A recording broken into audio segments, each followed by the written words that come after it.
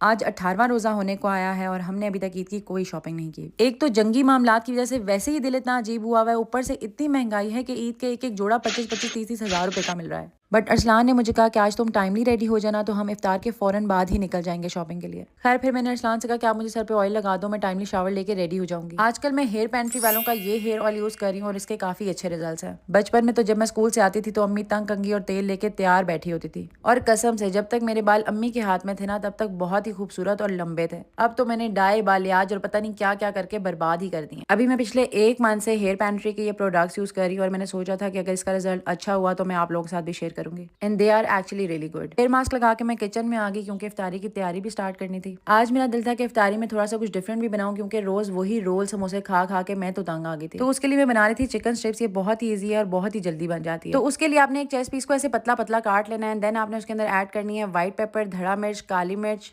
नमक, chilli sauce, soya sauce, lemon और 1 चम्मच शहद। सारी चीजों को मैंने अच्छे से मिक्स किया और दूसरी साइड पे इसका बैटर तैयार किया। उसमें डलेगा कॉर्नफ्लोर और थोड़ा सा मैदा। देन स्पाइसेस में मैंने ऐड किया white pepper, black pepper, red pepper, oregano leaves and salt. फिर मैंने इसमें ऐड किया पानी, और मिक्सचर आपने ऐसे बनाना है कि वो बहुत ज्यादा थिक भी ना हो और बहुत ज्यादा थिन भी ना हो। फिर मैंने चिकन स्ट्रिप को इस मिक्सचर में डिप किया और ब्रेड क्रम्ब से सिक्योर कर दिया। इसको आप तकरीबन 1 मंथ तक के लिए फ्रीज करके रख सकते हैं। चिकन स्ट्रिप्स रेडी करने के बाद मैं रूम में आ गई। मैंने हेड वॉश किया, इतनी देर में अरसलान भी आ गए थे। सर धोने के बाद मैंने हेयर पेंट्री वालों का ये फॉर्मूला यूज किया। ये मैं खुद भी लगाती हूँ और अरसलान को भी लगाती हूँ। बाल ड्राई करते करते मैंने रियलाइज ही नहीं किया कि इफ्तारी में पीछे सिर्फ 1 घंटा रह गया। जल्दी जल्दी मैं किचन में आई, भागम भाग मैंने और मिशाल ने सारी इफ्तारी तैयार की। इफ्तारी के बाद मैं रेडी होने के लिए कमरे में आ गई और मैंने अपने बाल कर्ल किए। अक्सर आप लोग मुझसे पूछते हैं कि आप ये कर्ल कैसे करती हैं, तो मैं अपने स्ट्रेटनर से ये कर्ल करती हूँ। उसके लिए आप ये वीडियो सेव कर लीजिएगा। एक शॉट मैंने स्लोली ले लिया है, तो उससे देख के आप अंदाजा लगा लीजिएगा कि मैं बाल कैसे कर्ल करती हूँ। बाल बनाने के बाद मैंने हेयर पेंट्री वालों का ये वार्म वनीला यूज किया। इसमें नाइसिनामाइड है, बालों के लिए बहुत अच्छा है। And here I am all ready to go for a Eid shopping.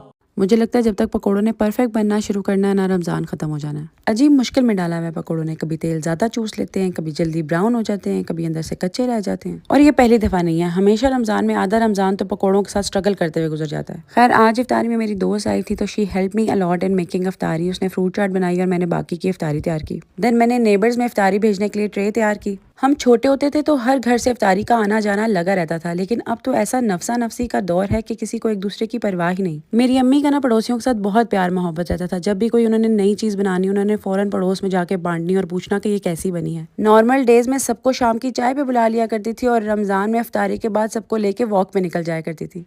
हाय वो भी क्या दिन थे। खैर मैं अपनी इस दोस्त के साथ एक दिन पहले इफ्तारी के बाद चाय पीने के लिए गई थी और वहां से इसको करतारपुरे की सहरी कराने के बहाने घर ले आई। मैं लिटरली रोज फूड ब्लॉगर्स की वीडियोस देख देख के ना तरस रही थी कि कब मैं जाऊंगी और मैं भी वहां से नाश्ता करूंगी। फिर फाइनली इस दफा मैंने अरसलान को राजी किया, क्योंकि वो नॉर्मली रमजान में तो मुझे कभी भी करतारपुरे नहीं लेके जाता। अच्छा पहले मैंने अपनी दोस्त को कहा था कि करतारपुरे से आने के बाद हम तुम्हें घर छोड़ाएंगे, क्योंकि करतारपुरे हम रात के 12 बजे गए थे, हमने वीडियो भी बनानी थी। फिर मैंने इसको बोला कि मैं तुम्हें सहरी करने के बाद छोड़ाऊंगी। फिर हम बातों में लगे एंड शी फाइनली रियलाइज कि आज मैं उसको जाने नहीं दूंगी, तो उसने अपनी अम्मा को फोन मिलाया और कहा कि अब मैं सुबह ही आऊंगी। फिर हमने एक्चुअल वाली सहरी की एंड देन वी स्लेप्ट।